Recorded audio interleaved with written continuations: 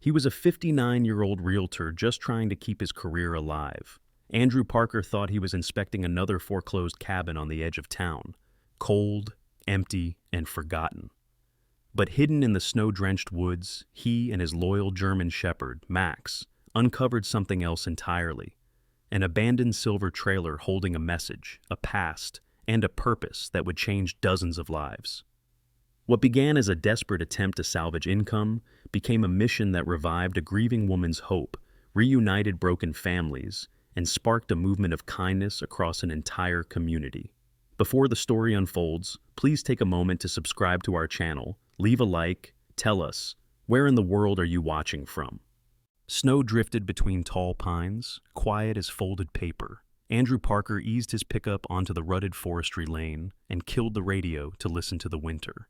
At 60, he wore his years in careful places, a web of fine lines at the eyes, a crease earned by squinting into mountain light, the trimmed salt and pepper stubble that made him look both trustworthy and a little tired. His dark moss-brown waxed jacket was scuffed along the shoulders, a ledger of roofs inspected and porches measured.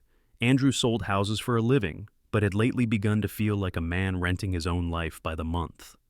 After the divorce, the rooms of his small place on Birch Street echoed when he dropped his keys, and sometimes he would pause in the doorway just to hear the echo answer him back. Max, his German Shepherd, sat tall in the passenger seat like an officer of calm. 6 years old, black and tan coat blown thick for winter, shoulders square, a slight tear nicking the right ear like an accent on a brave word. Max had the kind of amber eyes that made strangers confess things.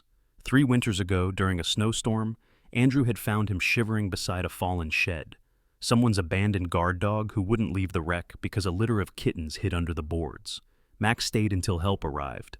Since then, the dog watched for helpless things the way a lighthouse watches for wreckage. The cabin he was assigned to inspect belonged to a vanished borrower. Foreclosure had a smell, the mingled dust of hopes and postponed repairs, and Andrew knew it too well. He parked at the end of the lane where drifts swallowed the final 50 yards, grabbed his clipboard and flashlight, and stepped out into the exact cold that makes wood snap and men remember their father's warnings. He told himself it was just another inventory day. Check the roof, photograph the windows, note trespass and weathering, sign the bank's form with a neat Parker A. But a small current moved through him, anticipation, or maybe nerves, as if the forest had set him a riddle. Max trotted ahead and then stopped, nose high, drawing the wind into his chest. Andrew knew that stance. The dog wasn't alarmed, only interested. "What do you smell, partner?" he asked, as if Max might answer with directions. The dog chuffed and veered off the path, paws finding a side trail that tunneled between pines. Andrew hesitated. His job was to document a cabin, not wander, but responsibility for him was never a line on paper.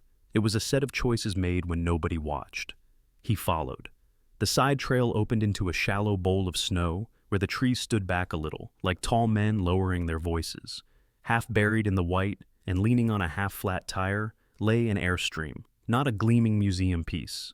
This was the color of old moonlight, its aluminum pitted with travels, its windows fogged with the memory of cooking steam and laughter. Above the hitch, someone had once painted a small sun in pale yellow. The sun had flaked to a ghost. Andrew's breath made a brief cloud. He felt that familiar tug in his chest, the one that had led him into real estate in the first place. He liked keys. He liked doors. He liked the idea of people stepping into rooms that fit them. Even now, as a middleman for a bank with a paper heart, he lived by a simple belief: place matters. Max circled the trailer, paused whispering, and stopped by the door. The dog glanced back with the earnest look of a child who's found a treasure and wants permission to open it. The door resisted, then yielded with a stubborn sigh. Inside smelled like cold metal, old coffee, and dust's patient grammar. Andrew swept his flashlight along the interior. A narrow bench, a folded camp table, cabinets with dull chrome pulls, curtains the color of watered lilac, a tiny enamel sink scarred by use. He noted water stains along the ceiling seam, but no active leaks, no signs of animals, no graffiti. He touched the counter and felt a surprise: dryness. In January, dryness is almost a miracle. On the little dinette, a pencil lay beside a torn square of lined paper. The handwriting was carved more than written, the graphite pressed deep. If it still glows, it still runs. Andrew read the sentence twice, then felt something loosen under his ribs. Glow. Not start. Not spark. Glow. It sounded like the kind of advice a tired man tells himself when the dashboard won't. He slipped the note into his jacket to keep it safe, then put it back on the table where it belonged. He had no right to claim a message that wasn't his, not yet. He crouched and opened the cabinet below the sink. Max came to sit shoulder to knee, as if they were two mechanics about to tell the truth to an engine. Inside the cabinet, Andrew found a small tin of screws, a brittle roll of Teflon tape, an old spark plug wrapped in wax paper, and, strangely, a child's plastic compass, the kind given away at summer camps. The needle shook, found north, then quivered again as if unsure what the world wanted. He tried the light switch out of habit. Nothing. He tried again, as if asking politely might persuade the dark. Still nothing. Andrew smiled at himself for hoping, and then at Max for watching him like a judge with no sentence in mind. If it still glows, it still runs, he repeated, the phrase slipping into his voice as if it had always lived there. There is a silent place in every man where his first tools are kept. In Andrew, that place had a memory. His father's garage in Idaho, the sour, sweet smell of gasoline, the way a ratchet's click announces progress, the calm patience of men who fix things they didn't break. His father hadn't been unkind, only distant, a carpenter who gave the best hours of his life to houses that weren't theirs. The day Andrew left for college, the old man shook his hand like he was greeting a customer. Find something that keeps its value, his father had said. Houses do, Andrew had thought back then. Now, kneeling in a silver trailer that wasn't his, he decided value sometimes meant simply the thing you could save. He swept the rest of the Airstream, a bunk folded flat, a corkboard where a few thumbtacks remained like punctuation without a sentence, a propane stove whose igniter had surrendered some time ago. Under one bench he found a folded wool blanket lined with nylon, army surplus olive, the edges hand-stitched. He held it to his cheek and winced at the chill. Max nosed it and then sat on Andrew's boot, a polite but firm reminder that warmth had a schedule. The inspection clipboard waited at the door like a chaperone. Andrew scribbled, outbuilding, travel trailer, present, condition, fair, interior, dry, contents, minimal, hazard, none observable, recommendation, secure. He paused at the last word. Secure. It could mean padlock. It could mean protect. He looked at Max, who blinked the slow blink of a creature who is never hurried. He stepped outside to photograph the trailer and the clearing. The wind picked up, passing through pine needles with the hiss of a distant ocean. From the direction of the cabin came the dull thump of ice slipping off a roof edge into snow. Somewhere higher up, a raven remarked on everything, which is what ravens do. Andrew felt the old ache again, the one that lived under his sternum, loneliness mixed with a kind of unspent tenderness. He did not want to go back to the empty house where the refrigerator hummed like a nervous guest and the living room lamp tried too hard. Max, he said softly, surprising himself with the conviction in his tone, if we can get this old thing to glow, maybe it can run. And if it can run, maybe it can carry warmth. You, my friend, could be chief of heat.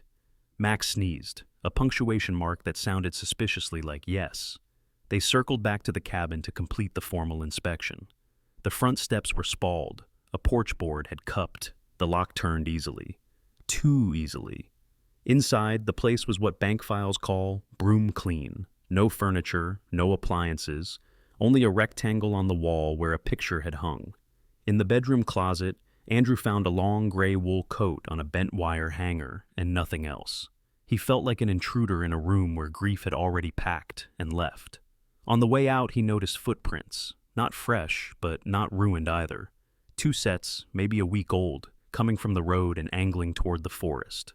One set was wide and deliberate, a man in winter boots. The other, lighter, with a smaller stride and an uneven rhythm, a limp or a child. The prints disappeared where the wind had worried the snow. Andrew stood very still and listened to the silence for a hint of who had passed through. He heard only the raven again, laughing at a joke too old to explain. Back at the Airstream, he set his flashlight on the counter, found the battery box, and opened it. The terminals were furred with green corrosion. He scraped them with a key, then with the edge of a coin, humming under his breath, the way men do when persuading stubborn parts to behave. He tightened a loose ground wire with his multi-tool, and found under a panel a small fuse box with 2 fuses intact and 1 missing. He rifled the drawers, no spares. He checked his truck, a spare 15-amp fuse, nothing smaller. He tried it anyway, telling himself that being wrong is a way of learning. He returned to the switch and pressed it with a thumb that had known a lifetime of paperwork but still remembered labor. For a breath, nothing. Then, very faintly, the filament of the tiny oversink fixture blushed, not lighting the room so much as admitting it had once known how. Andrew exhaled a laugh. "If it still glows," he whispered. Max thumped his tail against the cabinet, the sound like a soft drum in a warm room that did not exist yet. He turned off the switch to save what little might be left. They needed more than a blush. They needed a plan. The bank would allow him to secure and stabilize a property if neglect threatened value. He could file a report that the outbuilding was at risk of vandalism and request temporary custody to relocate it for safekeeping. He could tow the Airstream to his driveway for repairs. He could make something roll that had become a still life. The thought startled him with its speed and rightness. Andrew took one more slow look around. In the far corner by the small wardrobe, he noticed a string tacked to the wall at child height. On it hung 3 clothespins. One held a postcard, water-damaged, image mostly gone. The other 2 were empty. The string made his chest tight again. It looked like an unfinished sentence, the last chapter of an interrupted book. He reached for the postcard, then stopped. You don't erase a stranger's punctuation. He stepped outside into the pale afternoon and locked the trailer door out of respect. Max bounded ahead, stopping at the trail's mouth to wait, forming, without knowing it, the habit of a patient partner. Andrew lifted his phone to take a final photo for the file. As he did, the wind shifted and the Airstream gave a small sound, metal easing perhaps, or memory settling. He turned back. A glimmer moved behind the frosted window. Not a reflection. A warm pulse like a coal remembering fire. Andrew's breath fogged the glass as he leaned close. The inside was shadow, and yet, there it was again. A softened amber glow. Not steady, not bright, but definite. The light seemed to come from the little oversink fixture he had switched off. He stood very still, key cold in his palm. Max, rigid now, gave a low woof, the sound he used when he smelled either good news or trouble. In the taut air between them hung the question that starts every real journey. The fixture flickered, then steadied, an impossible candle, though Andrew had removed the fuse and pocketed it. He looked down at his hand to be certain. The fuse was there, a small red spine against his glove. When he looked up again, the glow brightened once, as if answering a name, and went out. Andrew and Max stared through the frost at their own breath fading. Somewhere, beyond the pines, a single crack echoed like a branch breaking or a door closing. The raven had fallen silent. The forest held its breath. Andrew slipped the fuse back into his pocket for the second time and whispered to Max, "All right, Chief of Heat. What did we just see?" The dog's torn ear lifted, and the 2 of them listened as a far, faint voice drifted into the clearing from no direction Andrew could name. It sounded like a person speaking through a cheap speaker in another room. A man's voice, weary but bright with insistence. 2 syllables, maybe 3. Andrew couldn't catch the words. Max tilted his head and whined softly, the way he did when he heard the garage door at home and knew someone he loved was about to enter. The wind shifted again, the whisper snapped shut, and the world returned to its ordinary winter. Andrew blinked hard. The trailer window looked like any other window in any other January. Behind it was only cold air and old aluminum. He felt foolish, then unsettled, then strangely certain. He didn't believe in signs, but he recognized a summons when he felt one. He turned to go, and stopped. In the crisp powder just under the Airstream's step, a set of prints had appeared where none had been minutes before. They were small, uneven, as if made by a light-footed walker who couldn't quite trust the ground. The top layer of frost in each print was newly crushed, bright as fresh sugar. Max sniffed, then glanced up as if awaiting instructions. Andrew swallowed, tasted mountain iron, and squared his shoulders against a question that did not yet have a shape. Tomorrow, he told the trailer, the trees, and the part of his life that had apparently decided to wake up. We come back tomorrow, and we see if it glows again. Behind him, faint and quick, something inside the Airstream tapped twice, like knuckles on a table, as if to say, "I heard you." Morning peeled the frost from Andrew's truck window as he drove into town with Max sitting alert in the passenger seat, tail thumping softly at each familiar turn. The events of yesterday clung to Andrew's thoughts like wood smoke on wool, that impossible glow inside the airstream, the faint voice drifting through the pines, the fresh footprints that hadn't been there moments before. He tried to reason it away: faulty wiring, acoustics in the forest, snow shifting under old impressions, but the logic felt thin, like a tarp stretched too tight over a secret. Today he was determined to follow the bank's process, to secure temporary custody of the trailer under asset protection. It sounded dull, procedural, but it was the only way he could justify bringing the Airstream home for repairs.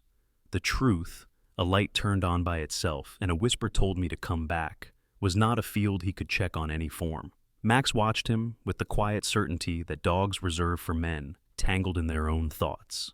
At the town office, Andrew submitted his request to the property clerk, Doris McCulley, a compact woman in her early 70s, with hair the color of iron filings and glasses perched so low on her nose she looked permanently unimpressed by paperwork. Her knitted cardigan, a blotchy combination of purple and teal, hung off her narrow shoulders like a blanket that had given up. Doris had worked at the office for 30 years, living alone since her husband passed from a sudden heart attack 15 winters ago, an event that made her voice dry but unexpectedly gentle with those she sensed were grieving. She stamped Andrew's form with a force that meant approval. "You're taking on the trailer too?" she asked, her tone both suspicious and maternal. "It needs securing before vandals find it," Andrew replied, steadying his voice. Doris studied him over her glasses. "Or maybe you just need a project, Parker." He didn't deny it. She stamped again, handing back the papers with a nod that said, "Keep going, whatever it is." By afternoon, he and Max were back in the woods, hitching the silver Airstream to the truck. The trailer rolled reluctantly at first, tires stiff with cold, but eventually yielded. As Andrew secured the chain, he noticed the prints under the step had softened at the edges. Not gone, simply older. He touched the frost inside one impression and felt a small involuntary shiver crawl up his spine. Max placed a paw near the print, almost protectively, and huffed. "Yeah," Andrew murmured. "Me too." The drive to his house took nearly an hour. The Airstream rattled but did not complain.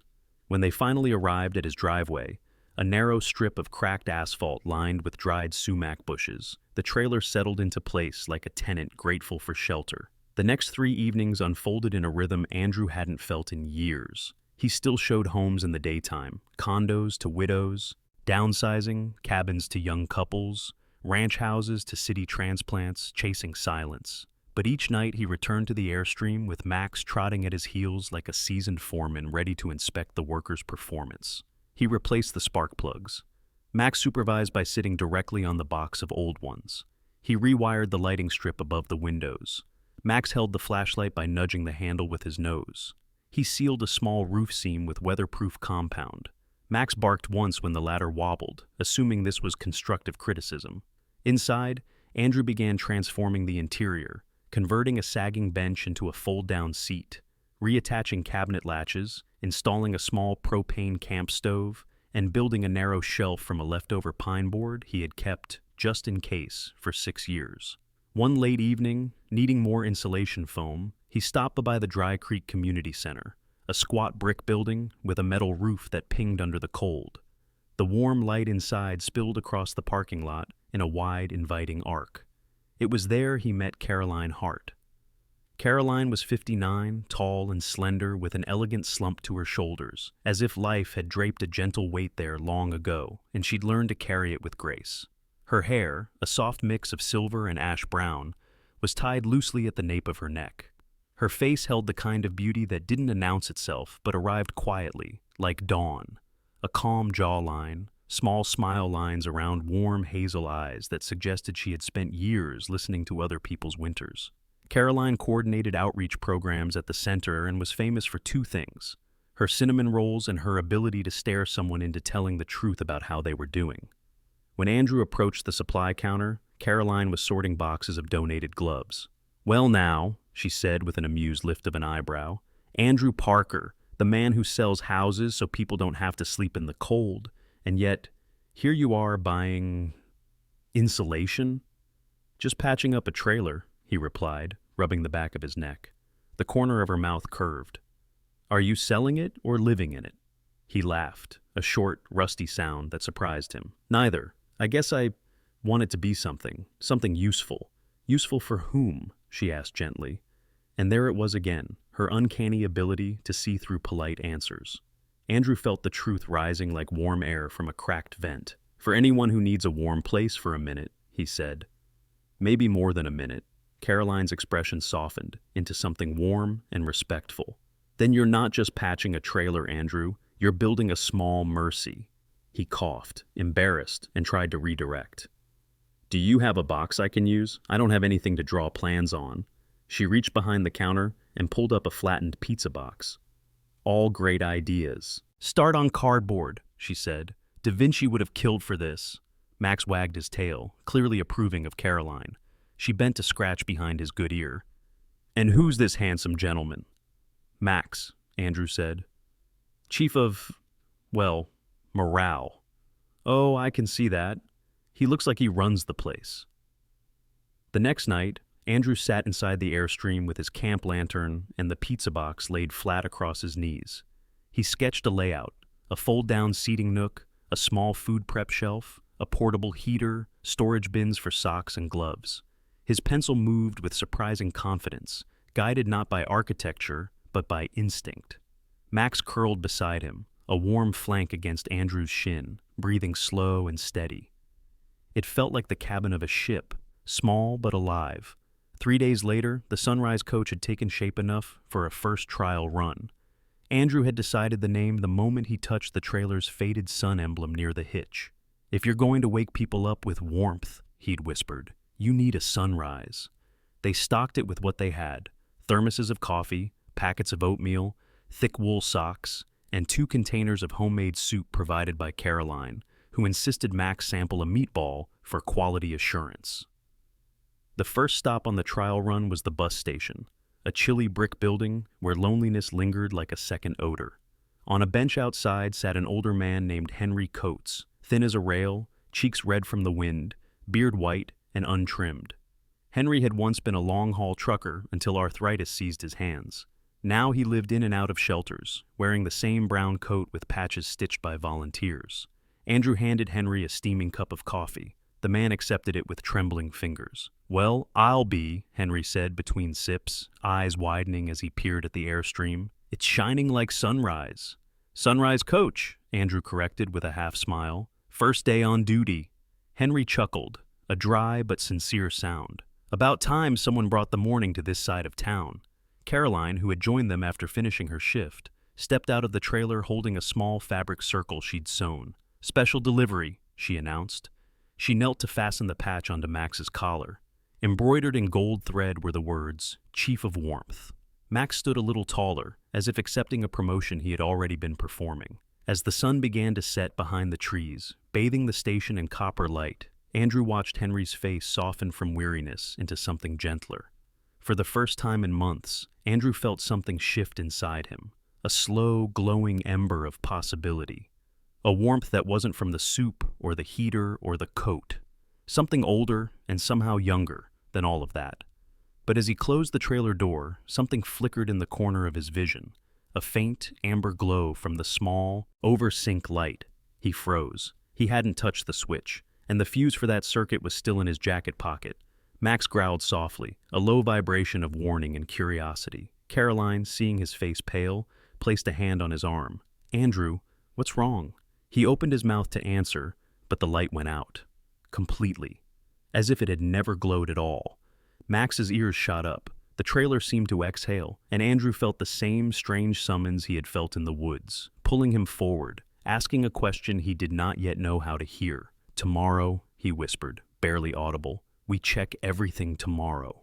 Because something in that trailer was calling again, and this time, it wasn't going to whisper. The wind wore the look of incoming weather, gray and urgent at the edges, when Andrew slid open the narrow drawer beneath the Airstream's wardrobe and heard a soft clack, plastic meeting wood, the way a message meets a door. A CB radio, the handheld kind with a cracked rubber antenna and a sun-faded mic cord, lay against a little brass key on a thin chain. The radio's casing was black, rubbed to charcoal at the corners. Along one flank, half vanished under scratches, someone had once pressed a label maker strip, Unit 12. The brass key was no larger than his thumb, bow engraved with a tiny sunburst like a child's drawing. Max sniffed both objects, ears forward, tail held still, as if listening had become a posture. The dog's amber eyes shifted to Andrew, not asking permission so much as asking a question. Ready? Andrew thumbed the CB's push to talk, felt the stickiness of old use, and winced at the hiss that rose like steam. He rotated the squelch until the static tucked itself into the margins. The Airstream's little oversync light, supposedly lifeless, offered no opinion. He told himself the mystery of yesterday could wait. He needed to focus on what he could touch and wire and turn. Outside, the sky stacked itself in darker layers over the river. Weather radio had been loud about a flash freeze and a squall line by evening, ice with the temper of glass. His phone vibrated. Douglas Pierce, the cash buyer from Denver, had confirmed the big showing on the Lawson farm, a 5-bedroom with mountain frontage that could write a season of thin commissions. Pierce was late 40s, tall and gymed into a hard outline, with hair so precisely parted it looked ruled. In their single meeting, he'd smiled with his teeth but not his eyes, speaking to Andrew the efficient way a man speaks to his GPS. Give me the shortest route or be quiet. 3 o'clock, Parker, Pierce had said. I'm ready to wire. Don't make me chase another broker. That promise laid like a bright coin beside the realities of Andrew's mortgage, his truck's aging transmission, and the slow, reliable drain of solitude. Today was supposed to be about closing. The radio crackled, not directionless like static, but purposeful, as though a hand had lifted it on the far side of weather. A voice came through shredded and urgent, a man's voice pitched to carry when carrying hurt. Unit 212, do you copy? Anyone? Camp by the river? East Pier? Squall before dark? 2 tenths, 1 down. Repeat 1 down. Need heat and transport. Then only the thin gnawing of distance. Max's torn right ear rose, then flattened. He gave a single bark, the soft kind he kept for truths. Andrew stared at the radio, at the little brass key, at the sky heavy with unarranged snow.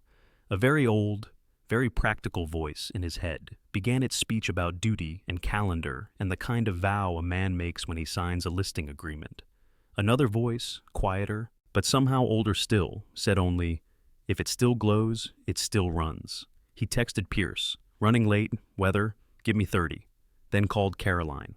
Caroline arrived in 10 minutes, her olive gray sweater tucked under a quilted vest, hazel eyes lit with that paradoxical calm people get when the situation finally matches their sense of purpose.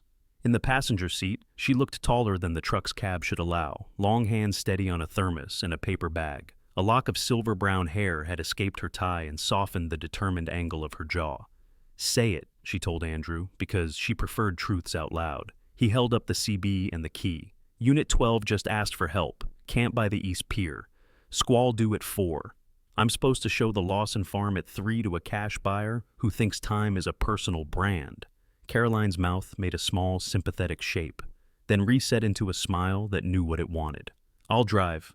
You keep the stove lit. Max finds the path. If Pierce truly wants the house, he'll wait 30 minutes for a broker who saves people in blizzards. Andrew felt both relief and the prickle of fear that comes when you decide the moral answer before you calculate the cost. He left Pierce a voicemail he tried to pitch as professional. Weather delay, community matter, we'll call with ETA from the road. Then he and Caroline loaded the Sunrise coach with vacuum flasks of coffee, a lidded pot of her beef and barley soup, thick socks, foil blankets, a small first aid kit, and the stubborn optimism that attaches itself to good straps and full tires. Max leapt in last, landing softly, as if he didn't want the trailer to notice the extra weight. The river ran narrower in winter, its shoulders grown out of ice. Bare cottonwoods wrote gray sentences across the sky. They drove toward the old service road along the East Pier, a concrete stub where a freight spur used to cross the water. Snow began in small, polite flakes that felt like the start of a new conversation. Caroline kept the speed sane, hands loose on the wheel the way good drivers hold a problem until it unfolds. Andrew tried the CB again. Unit 12, this is Sunrise Coach. Do you copy? Static then. Copy. Sunrise. Coach. Here. The voice coughed 3 times into the mic, a wet sound. 2 shelters. Woman with a bad chest. Boy twisted his leg.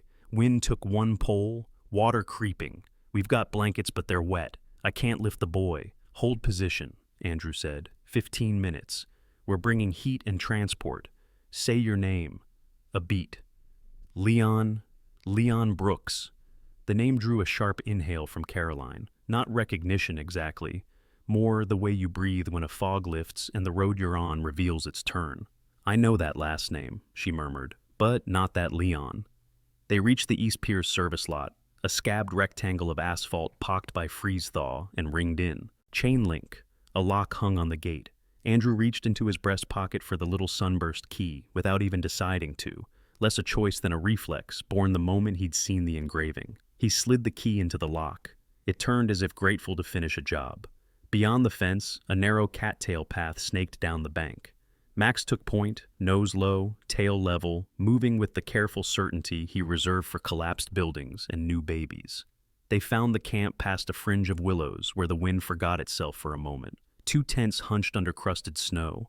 One had lost its ridgepole and caved inward like a chest that couldn't catch breath. Leon Brooks rose from a crouch and waved them in with a stiff arm. He was close to 70, lean, the way distance runners are lean even when age tries to sand them down. His beard was iron gray, clipped short for discipline, and a scar climbed from the corner of his mouth into his cheek like a misplaced comma that made a sentence braver. He wore a navy watch cap pulled low and a faded bomber jacket patched at the elbows, hands in fingerless gloves that had learned to accept January. The steadiest thing about him was his gaze, dark, assessing, but not hardened. This was a man who had once kept people alive with checklists. His voice, when he spoke, had the flat calm of men who have been the first to say, "We'll need another tourniquet." "In there," he said, nodding at the half-collapsed tent. "Girl's name is Sarah Whitcomb. She's 62, 5'9", underfed. Silver hair cut blunt at the shoulders, soft face that smiles to apologize for existing. She's been coughing for 2 weeks and hiding it so the shelter wouldn't separate her from her boy. The boy's Eli, 12, thin as a willow switch, brown hair in his eyes, ankle turned. He tried to jump the puddle when the ground broke. Caroline was already kneeling at the tent flap, voice a low blanket. Sarah emerged pale and unsteady, cough tight and dry. She had the sturdy bones of a tall woman who had spent years shrinking herself to fit other people's rooms. Her hands were red and chapped, wedding band finger pale where metal used to be. When Caroline touched her wrist, Sarah startled, then steadied, grateful but embarrassed, the way proud people accept soup. "Shh, sit," Caroline said, guiding her to the Airstream bench. She poured the soup into a paper cup and held it like a small fire beneath Sarah's chin. "Small sips. Tell me if breathing hurts here." She tapped her own sternum. Sarah nodded, obedient because obedience took less air than objection. Eli followed, limping, jaw clenched into the kind of bravery children practice so hard it makes adults ache. He was too thin for winter, his parka a hand-me-down that hammered his bony shoulders. Max approached and lowered his head until Eli's fingers landed on his ruff. The boy exhaled, a sound like a year ending. Andrew cleared the fallen pole, shook ice from the tent fly, and dragged out soaked blankets, not something you fold so much as surrender. Leon hovered with the purposeful inefficiency of someone who knows procedure but has run out of materials. Up close, the scar on his cheek spoke of a long-ago explosion that taught him which sounds matter. "How'd you call us, Leon?" Andrew asked, even as his hands worked the camp stove. "CB in that shed on the service road," Leon said, pointing up toward the fence. "Used to be a railway box. The key's gone missing for months." His gaze dropped to the little sunburst shining against Andrew's jacket. Guess it walked back to where it needed to be. They set to work without ceremony. Caroline took vitals the way she learned during years of caring for a husband whose lungs had turned untrustworthy. Counting breaths, watching the pull at the collarbones, calling out numbers that told more story than adjectives. Andrew's hands remembered his father's garage. He braced the tent with a cut sapling and 2 good knots. He wrapped Eli's ankle in an elastic bandage from the kit, his voice calm in the way men's voices go when they need to lay a steady road through pain. He moved with the surety of someone who had suddenly found the exact use of his body. A truck eased into the lot above, brown and tan stripes, county star on the door. Deputy Alma Reyes made her careful way down the cattail path. She was early 40s, compact and strong, her dark hair braided tight to keep thoughts out of her face. Her posture said she took people at their word until she couldn't, and then she took notes. The winter glove on her left hand was patched with black tape. The right glove had the fingertip cut away so she could feel triggers and pulses with equal precision. She had the calm of someone who had been the first adult at too many teenage wrecks and still believed arrivals could outrun endings. "Afternoon," Reyes said. "We got a call about a camp in the flood verge. Ordinarily, I'd ask you to move, but Ordinary left town an hour ago with the temperature. You folks are the ones called it in?" "Sunrise coach," Andrew said, gesturing toward the trailer. "Heat, food, transport, Unit 12 on the CB."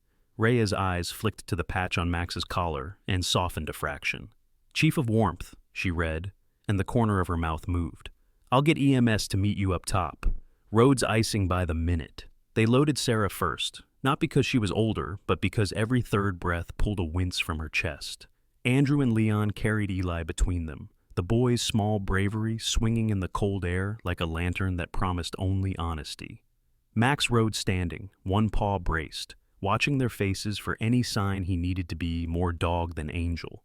The sky lowered from pewter to slate. Snow came in urgent confetti, the playful kind turned mean. Caroline wedged herself beside the heater with the pulse oximeter and the soup ladle, multitasking the way women do when the world asks for 3 kinds of kindness simultaneously. As they began to pull away, the CB hissed and sharpened. "Sunrise coach," the voice said, clearer now, as if the squall cut static into a cleaner shape. "If you can hear me, the river will take the far lot by nightfall. Use the west exit. Bridge approach is black ice. And, Andrew," the voice used his name like a hand on a shoulder, "don't waste time at the gate. The key you have opens the second box. It's stocked." Andrew glanced at Caroline. She hadn't touched the mic. Leon's hands were full of Eli. Rhea's unit idled up on the ridge, her hand to her radio, but her eyes were on them. Nobody here knew his name through that speaker. "How?" Andrew began. "Later," Caroline said gently, because later was the only usable tense when living people needed the present done correctly. They climbed the pier road, tires ticking a language against new ice. Reyes led in her cruiser, light steady rather than dramatic. At the gate, Andrew saw a second utility box half hidden by snow, a rusted padlock hanging like an old scab. He slid the sunburst key into the lock and felt a soft surrender, a click of recognition. Inside lay things he hadn't asked for, but had wished someone would think to store. Space blankets, chemical hand warmers, a sealed first aid stash, a spare alternator belt labeled for an old Chevy, a small crank lantern with a note taped to it in blunt pencil. "Leave better than you arrived."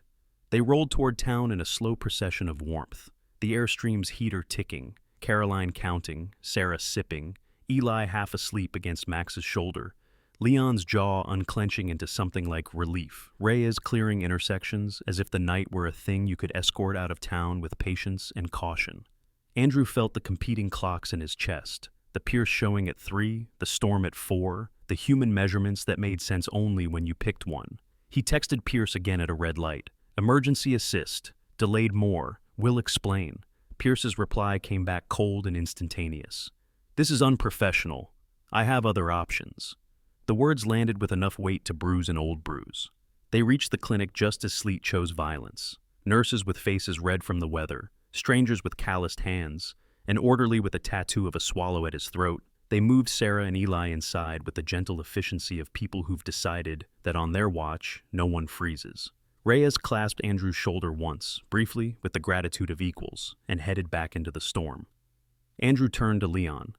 "Who are you with exactly? Unit 12?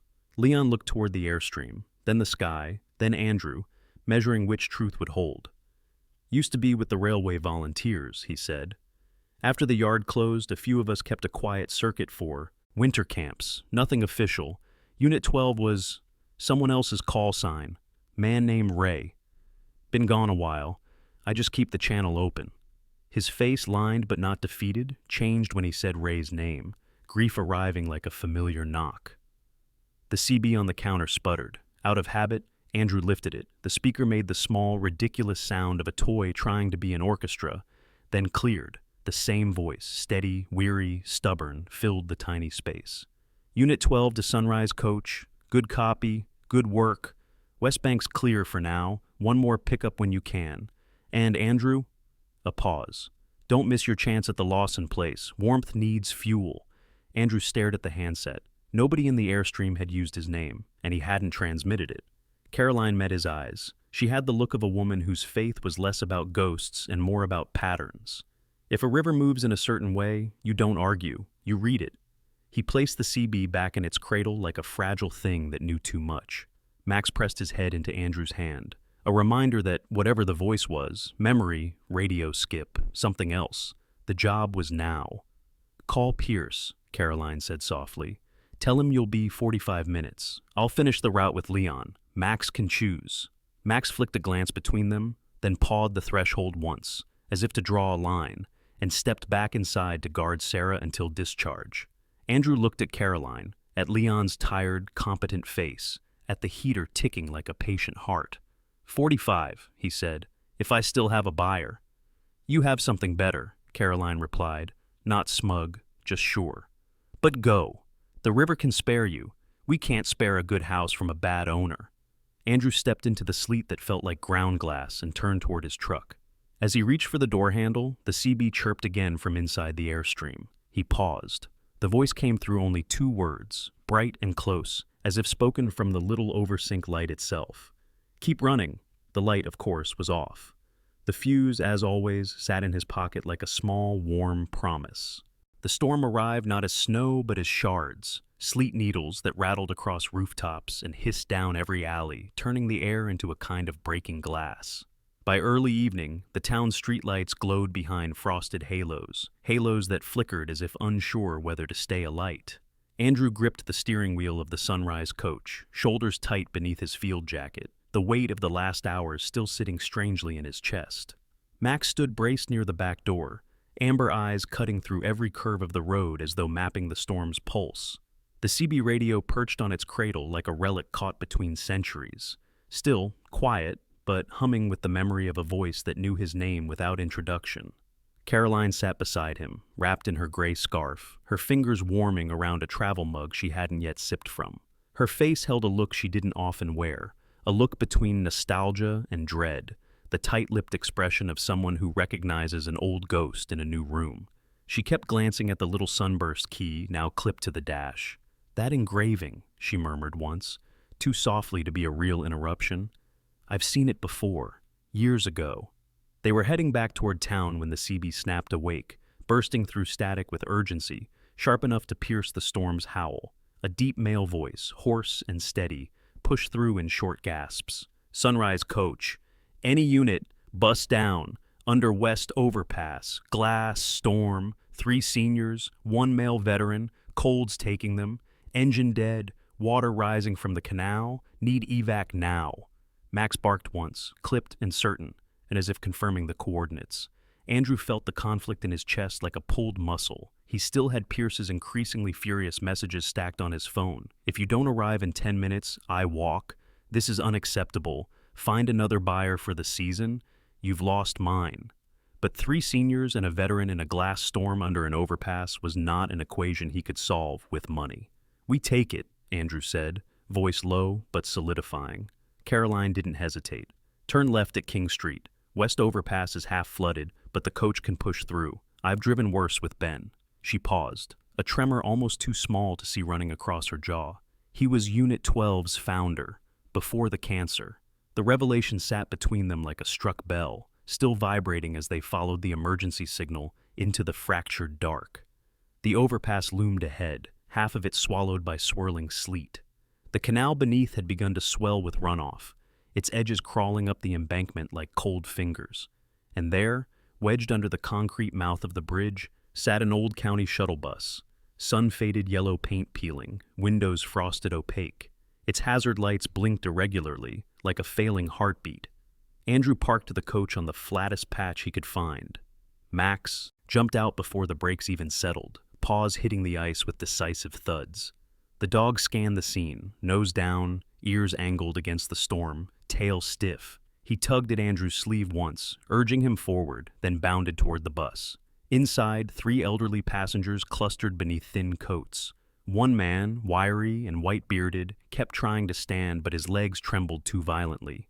His name, as he introduced in a fading whisper later, was Arthur Malloy, a former railroad clerk, 78, a man whose sharp cheekbones and neatly trimmed beard gave him the stubborn dignity of someone who had outlived both hard winters and poor decisions. His eyes, pale and milk-touched, held the wary resolve of a person who'd once been trapped in a mining elevator for 2 hours during a cave-in, and never quite forgot that sensation of waiting for rescue. Beside him huddled Ruth Ellerman, 81, a tiny woman with hair like wind-blown snow and hands spotted brown with age. She clutched a canvas purse to her chest as if it were the last warm thing she owned. Ruth spoke rarely but clearly, her voice soft enough to settle dust. She had the demeanor of someone who had spent her life caring for others, retired seamstress, widow, 2 daughters living far away, and had never learned how to ask for help. The third was Mr. Henry Stone, a silver-haired man of 84, hunched beneath an oversized wool coat patched at the elbows. He had the stoic expression of someone who once commanded respect without raising his voice. A former high school principal, he had weathered grief that left him quieter than most, losing his wife in a winter accident 30 years prior. He carried that ache like a folded letter no one else was allowed to read. And near the front sat Caleb Rourke, a 67-year-old veteran with a muscular chest and a bad knee that twitched under pain. His face was deeply lined, the kind carved by sun, sand, and memory. A ragged gray goatee framed his mouth. His eyes, bright gunmetal blue, carried the exhaustion of someone who had volunteered for rescue teams long after retirement because he couldn't stop scanning the world for someone he could save. Caleb had been trying to keep everyone awake by talking, but his voice was beginning to slow. "Flood's rising," he rasped, as Andrew and Caroline forced the bus doors open. "Engine died. Cold got into the fuel line. We tried calling 911, but the signal died. That CB call, don't know where you came from, but thank God you did." Max stepped forward, nuzzling Caleb's hand, then pivoted toward the emergency exit on the bus's opposite side, where water from the canal lapped steadily, growing bolder. Andrew understood instantly. Max wasn't warning, he was strategizing. "He wants us to anchor the line," Andrew said. "We'll need something strong enough for the crossing." Caroline pointed across the service yard bordering the canal. A derelict. Workshop, rusted roof, shattered windows, metal siding rattling like loose teeth, crouched under a ridge of snow. "There," she said. "Old yard station. Some equipment should still be inside." They sprinted with Max leading through sleet that stung their faces like sand. The workshop's lock was ancient, frozen into place. Andrew slid the sunburst key into the padlock. A soft click. A second box, a second surrender, like the building itself recognized the emblem. Inside, a cache of supplies lay arranged as if someone had prepared them for this exact night. Diesel cans, wool blankets, spools of heavy-duty tow straps, a crate of emergency fuel filters, and, miraculously, a new alternator belt still in its packaging. Caroline pressed her gloved fingers to her lips. "This logo," she whispered, running her hand along the sunburst stenciled faintly on the crate. "Ben designed this. Unit 12 was his winter volunteer team. They used these yards as field stations." She looked at Andrew, eyes bright with something more than tears. "All these supplies, they're exactly where he intended them, and the key found its way back." They loaded the blankets, straps, and diesels into the coach. Andrew's breath fogged his vision as he worked, each motion sharpened by the rising urgency. When he turned the key in the ignition, the engine sputtered, coughed, then groaned like an old man being asked to run. The alternator whined, a metallic, dying hinge sound.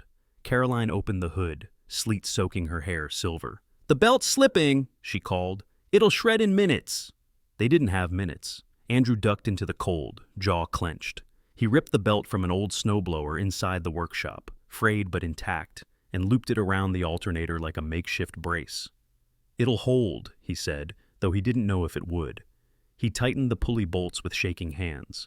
Max barked sharply, once, twice, calling them back to urgency. The canal water had risen enough to lick the bus's tires. They worked as a coordinated blur. Caleb helped lift Arthur. Caroline wrapped Ruth in 2 blankets. Andrew secured Henry's arm over his shoulder. Max took the lead, swimming the tow strap through the icy shallows like a creature bred for exactly this kind of night, his strong frame cleaving the water until the strap reached the embankment. Andrew tied the strap to the coach's chassis. "Slow pull," he said. "Low gear." Caroline drove, wheels spinning, engine screaming, alternator belt whining like a prayer stretched thin, but the bus lurched forward inch by inch, water falling away beneath it as the Sunrise coach dragged it to safety. Just as the rescue wrapped, headlights cut through the sleet, a convoy of dark SUVs crunching across the ice. The door of the lead vehicle opened, and Victor Hale, a tall man in his mid-50s, with a chiseled jaw, silver-streaked hair combed sharply back, and a stern, expression carved by years in finance, stepped out. Victor wore a long black coat, gloves too thin for real cold, and boots polished to a shine. His eyes were steel gray, sharp, appraising, the eyes of someone used to controlling property, not understanding the people who lived on it. A team of security staff emerged behind him, men and women in dark jackets bearing the logo of North Bank Asset Management, the institution that controlled many foreclosed properties across the county. "Parker?" Victor called, astonishment cracking through his usual cool. "What in God's name are you doing towing county buses off a frozen canal?" Andrew, panting, clothes soaked, looked up. He saw the oddest thing, a flicker of softness at the edge of Victor's otherwise rigid expression. Maybe it was the seniors huddled under blankets. Maybe it was Max nudging Eli's hand. Maybe it was the Sunrise coach glowing like an ember in the storm. "Rescuing your assets, apparently," Andrew answered, voice dry. Victor stepped forward, gaze sweeping the rescued passengers, the makeshift alternator belt, the tow strap still dripping canal water. Something shifted in him, a thaw, faint but real. "Seems," Victor muttered, "you've saved more than property." He hesitated, then added quietly, "Good work, Parker." The words felt like a rare coin pressed into Andrew's palm. Unexpected, maybe even valuable. The storm howled louder behind them, as if trying to reclaim the night. Victor turned to his team. "Help them. Now!" As they assisted the passengers into warm vehicles, Andrew felt the CB radio buzz faintly at his hip. No words, just the soft hum, like breath on the other end of a connection, waiting for the right moment to speak again. Spring didn't so much arrive as exhale. The ice stepped back from the curbs, the river unfastened itself, and the town smelled faintly of wet iron and bakery yeast. Andrew Parker woke before the alarm most days and listened to the unassuming miracle of a world that had not ended during the glass storm. Max stretched on the rug with the creak of a reliable hinge. 6 years old and carved from patience and muscle, black and tan coat shedding winter like an old argument, then nudged Andrew's hand as if to confirm the schedule. Coffee, check the route board, roll the Sunrise coach. Outside, the silver trailer now wore a fresh stripe of pale yellow along its flank and a hand-painted emblem, a small sunburst like a child's compass that caught first light.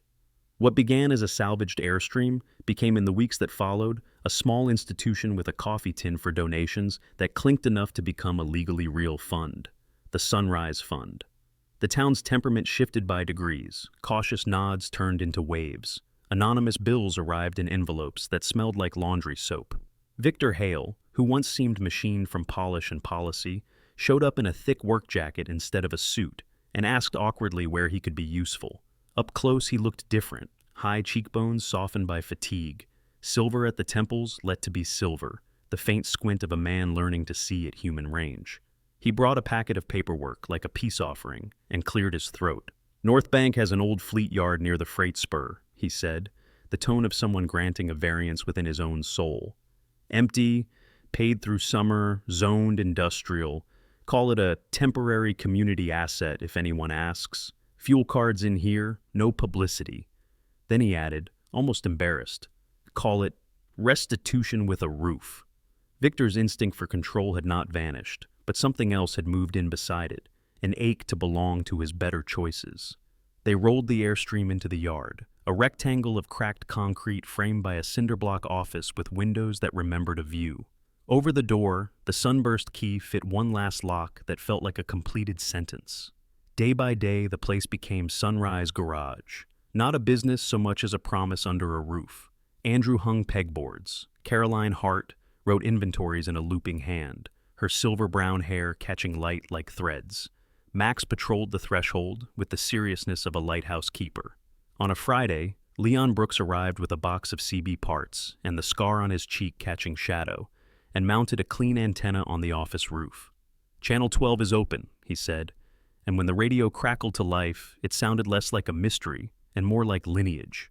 People came the way people come to clean water. Ruth Ellerman brought a stack of quilts she'd stitched from old dresses, hands spotted and deft. Arthur Malloy sorted donated tools by size with the precise fussiness of a railroad clerk lining up departure times. Henry Stone, hair combed, back a little straighter, tested smoke alarms and donated space heaters and wrote a checklist in a neat teacher's print. Caleb Rourke, the veteran, limped in with a grin like gravel and began teaching a younger set how to change a serpentine belt one-handed in the dark. The younger set included Maya Torres, 19, short and wiry, with black curls tucked under a beanie, a left eyebrow pierced, and a mechanic's hands that already bore permanent pencil lines of grease. She had dropped out of community college after her mother's hours got cut at the laundry and wore her independence like a jacket 2 sizes too big. She listened more than she spoke, eyes flaring, when an engine finally answered. "Alternator sings high when it's scared," Caleb told her. "So do people. Learn the pitch." She wrote it down as if it were scripture. Sundays became soup Sundays almost by accident. Caroline, who seemed to possess a secret pact with time, organized pots the size of optimism and recruited a small armada of ladlers. Mrs. Connie Price, a widow of 72 with apple cheeks and a laugh that made her glasses fog. Samir Patel, 58, a pharmacist with careful hands and the kind of kindness that reads labels for the tired. And Tina Nguyen, 34, bakery owner with forearms dusted perpetually in flour, who donated crusts and, on brave mornings, whole loaves. They set folding tables inside the garage and served bowls without forms, without questions. Max took up his position by the door, chin on paws, letting children lay entire chapters of their day across his shoulder. The wall by the tool bench grew a skin of paper. Notes, dollar store Polaroids, the first canvas patch from Unit 12, and in the middle, framed in wood, Leon planed himself. The original pencil scrawl salvaged from the Airstream dinette. "If it still glows, it still runs." Under it, Andrew later added, in his tidier block letters, "So do we." Andrew and Caroline learned the choreography of partnership in the frictionless way that makes 2 people look born to it, though both knew better. He moved like a careful tall man who had come to terms with both his reach and his gentleness. She moved like a woman who had learned the art of setting a long table and saving a seat for the late arrivals. Sometimes, in the quiet between chores, a memory of her husband Ben would pass through Caroline. Broad shoulders, a grin tilted to the left, the way he always whistled before bad news, and she would go a little still. Andrew did not touch the grief as if it were breakable. He treated it like weather, acknowledged, waited, handed her a mug, took the other end of the board. Grief treated this way behaved itself. Love, under those conditions, began to grow the way certain plants do in high places, close to the ground, sturdy, with small bright flowers that arrive late and last, the first of the sru. 2 sunrises came on a weekday that had the manners of a Sunday. The garage was cleaned, the tables stacked, spring rain threading from a pewter sky. Andrew had shaved that morning, with the seriousness that men reserve for either court or confession, his salt and pepper stubble reduced to the faintest map. He wore his field jacket over a blue shirt that made his eyes look less tired. Caroline arrived with cinnamon rolls and the soft smile of someone who had slept well because a decision had finally stopped pacing. Max trotted between them, tail making little metronomes in the air. "Caroline," Andrew began, then stopped because beginnings matter. He faced the wall where Ben's Unit 12 patch hung and squared his shoulders, as if asking the room to witness without judging. "All my life I've sold houses to people looking for a place to land. I forgot, for a while, to notice where I landed. This place, this garage, that van, this work, it's home. But it's not complete without a chair with your name on it. I don't mean fast. I don't mean instead of grief. I mean exactly as we are. Will you," he swallowed, "will you keep building this with me? The part that rolls and the part that stays?" Caroline didn't rush the answer. She let it bloom at the speed of sense. Her eyes glossed, not with hesitation, but with the vividness of a second chance seen in actual daylight. She nodded once, then again, each small gesture a gavel. "Yes, Andrew, we continue, together." She took his hands, capable, nicked, warmed by work, and Max pushed his head between their wrists as if to co-sign. They laughed in the startled way people laugh when relief is finally allowed into the room. That night, the older volunteers declared a vote by acclamation, with Ruth calling out, "About time," in her soft, dust-settling voice. And Soup Sunday became a potluck of toasts and cinnamon rolls, and the kind of dancing that looks like coordinated swaying among people with replaced knees. The garage lights glowed amber in the rain like a promise kept. The second sunrise belonged to the town. It started with a letter in a stiff white envelope addressed to the Sunrise Garage, in an all-caps hand that tried to look officious and ended up adorable. Inside, a small check with too many zeros for the account to swallow without clearing its throat, signed by a grateful sister. That afternoon, a woman in her late 70s arrived at the garage, tall and thin, with a raincoat too big at the shoulders, gray hair gathered in a barrette that had survived trends by ignoring them. Margaret Malloy had the crisp diction of a retired librarian and eyes the color of old robin's eggs. "I believe you found my brother during the storm," she said, and when Arthur stepped from behind a stack of tires at the sound of her voice, the room took a breath and then forgot to exhale. Their embrace was not dramatic. It was thorough, a reunion built from patience and small postcards never sent. The check funded a second trailer. An old delivery van painted a cheerful, ridiculous yellow by Maya, who stenciled hearts on the hubcaps and the words "Warmth Loop" along the doors. Samir Patel organized a credible schedule. Deputy Alma Reyes negotiated the parking permits. Victor convinced North Bank to underwrite fuel for Mobile Goodwill, and then kept his name off the press release like a man learning a new posture. Caleb took the wheel for the first run, shoulders squared, bad knee wrapped, grin like a spark. Work, like water, found more ground.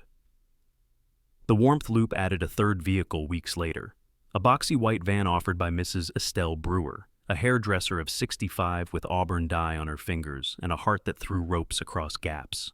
She had tended hair in the shelter for years and said, "If I can't fix the world, I can at least fix people's bangs before job interviews." There were mishaps, an alternator that twanged like a banjo at a stoplight, a suspicious odor revealed to be a forgotten ham sandwich, a Sunday where 7 umbrellas decided to unionize and invert at once.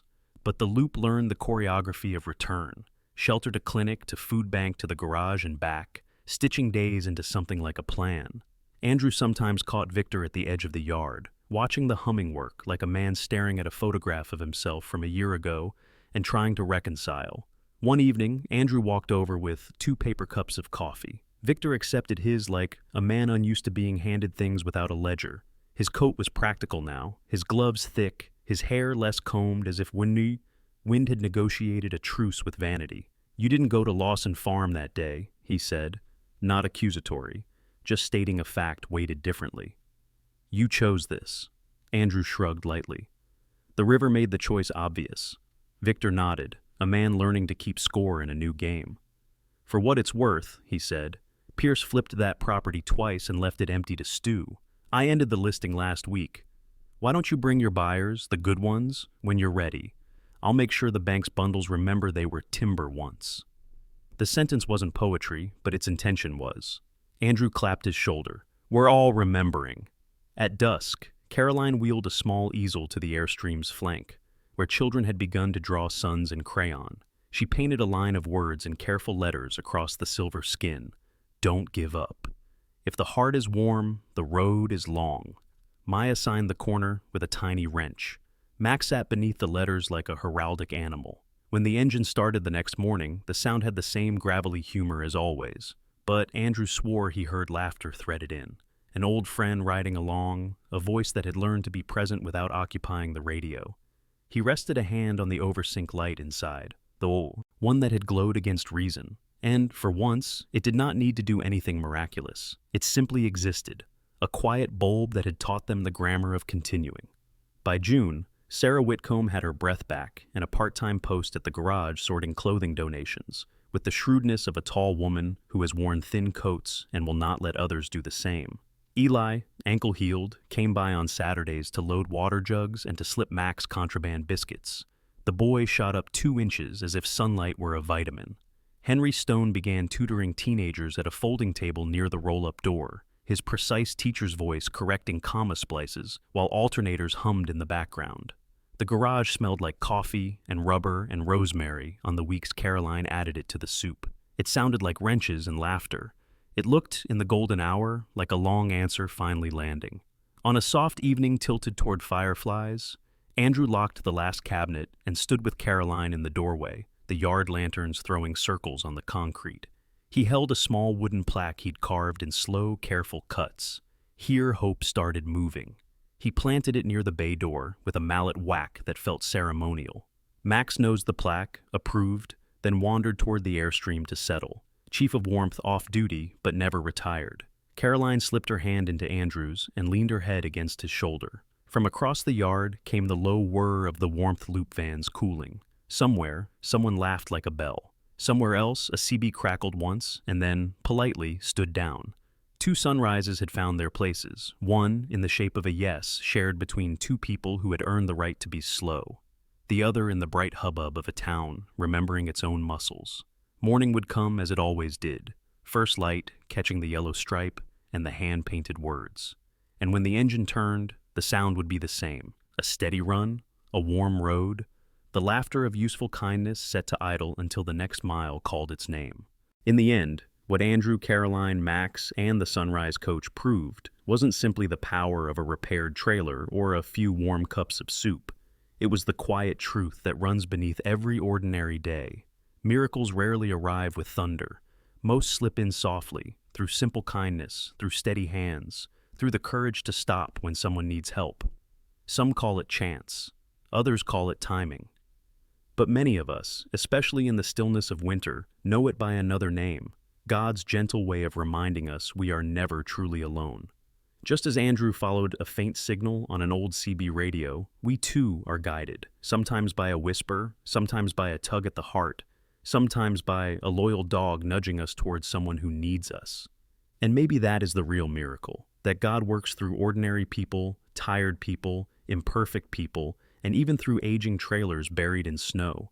He turns worn tools into blessings, and broken roads into paths that lead us home. If this story touched you, even in a small way, I invite you to share it with someone who might need a little warmth today. Leave a comment with your own miracle, big or small, so others may feel encouraged. And if you'd like to journey with us through more stories of hope, compassion, and second chances, please subscribe to the channel. May God bless you, keep you warm in every winter of the heart, and guide your steps, just as he guided Andrew, Caroline, and Max toward the next small miracle he has already placed in your path. Amen.